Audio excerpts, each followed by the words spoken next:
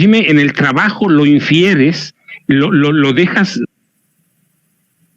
o mejor te lo pregunto, ¿cuándo se da el punto de quiebre para estas organizaciones? Con Felipe Calderón, que le abre la puerta, como sabemos, a Genaro García Luna, o se da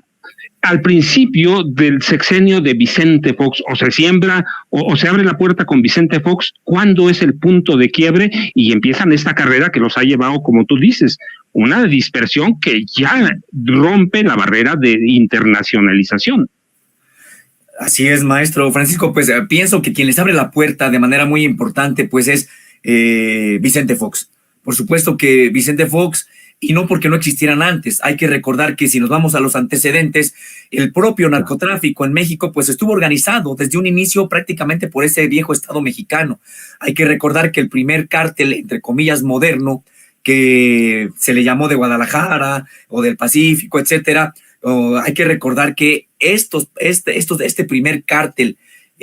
con capacidad muy importante para trasegar droga, pues tenía credenciales sus integrantes de la DFS y fueron utilizados incluso algunas de estos miembros de este cártel para combatir a la guerrilla en el occidente. Hay que recordar que en ese entonces había grupos armados, la mayoría de origen estudiantil, que estaban operando en México y que incluso fueron utilizados para combatir, digamos, en algunos momentos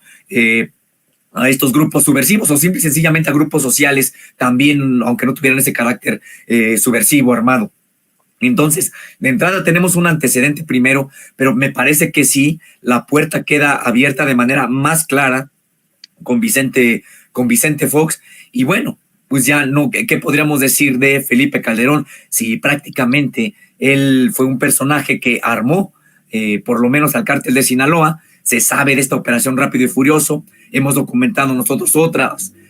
una por ejemplo titulada Carta Blanca, donde también fueron armas que supuestamente iban a ser rastreadas, pero que esas terminaron en el lado del Golfo, no en el lado del Pacífico. Entonces, sí, me parece que Felipe Calderón fue un presidente que le dio muchas facilidades de operación al propio narcotráfico. Y me parece también que ante esta falta de legitimidad con la que llegó a asumir la presidencia de la República, fue, podríamos decir, que presa fácil de estos cantos que además se los propusieron en Estados Unidos, que el gustoso aceptó de declarar una supuesta guerra contra el narco, que nunca fue una guerra contra el narco, sino contra la sociedad, y que en efecto en ese momento fue cuando los cárteles del narcotráfico mexicanos, pues incluso se deshicieron de la tutela que otros cárteles les imponían de otras latitudes como Colombia, y empezaron ellos, los cárteles mexicanos, prácticamente a asumir cada vez más el control de este negocio, que no nada más se reflejaba así en las propias ganancias, pero incluso en la manera en que se armaron. Hay que recordar que pues estas estructuras paramilitares del narcotráfico, de los cárteles de narcotráfico en México, pues en realidad si ya tenían simientes previas, con Felipe Calderón adquirieron ya prácticamente una permanencia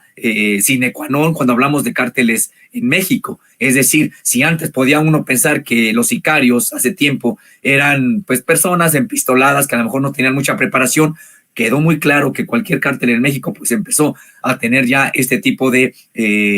integrantes con estructuras, con conocimientos incluso militares o paramilitares.